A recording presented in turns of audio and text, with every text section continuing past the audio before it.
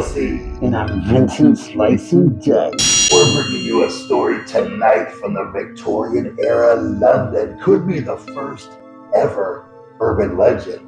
It's about Spring-Heeled Jack. You ever heard of that guy? I've never heard of Spring-Heeled Jack. He's the kissing bandit from hell. We're going to get into it. You feel a chill, don't come calling for us. Out of the darkness of the night he came, a leaping, bounding Superman who held the nation in a grip of terror for more than 60 years. At first he was just a rumor. You took notice when people crossing a common in southwest London first reported seeing an alarming figure that flew through the air in great leaps across their path. But the reports persisted until they were terrifyingly confirmed a year later, February 1938. Jane Alsop was young and pretty.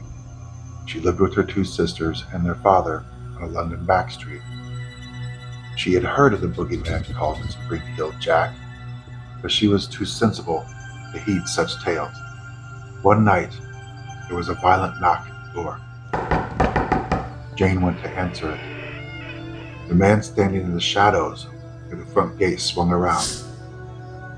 "I'm a police officer," he said. "For God's sakes, bring me a light. We have caught Spring-Heeled Jack in the lane." The stories were true after all, thought Jane excitedly. She ran to fetch a candle.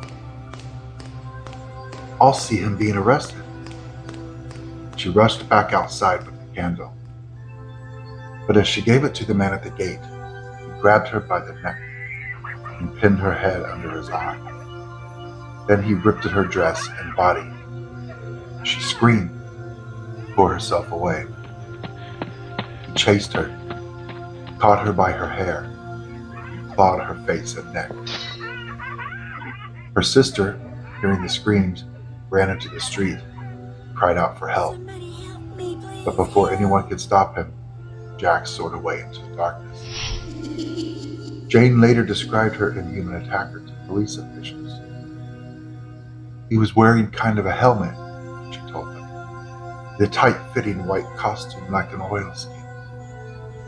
His face was hideous, and his eyes were like balls of fire. His hands had great claws, and he vomited blue and white flames."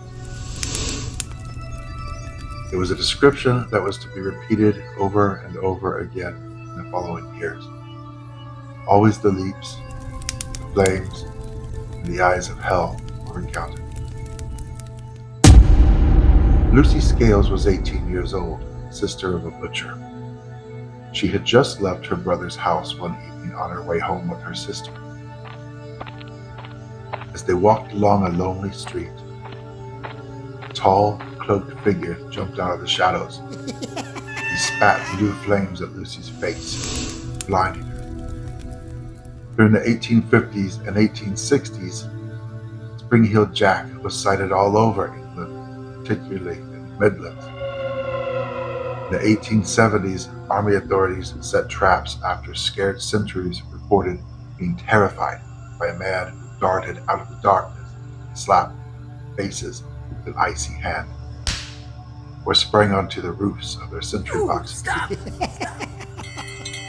Angry townspeople shot at him in the streets one night in 1977. Always he laughed and melted away. No one, even today, really has any idea who or what Spring-Heeled Jack was. For a while, suspicion rested on the eccentric young Marquis of Waterford. But though the Mad Marquis, as he was known, was one of the wild ones of Victorian society, he was never vicious. Jack's eyes of hell were last seen in 1904 in Liverpool, 66 years after the first sighting. There he started a panic one night by bounding up and down the streets, leaping from the cobblestones to rooftops and back. When some of the braver ones tried to corner him, he simply vanished into the darkness from whence he came. This time, possibly for good.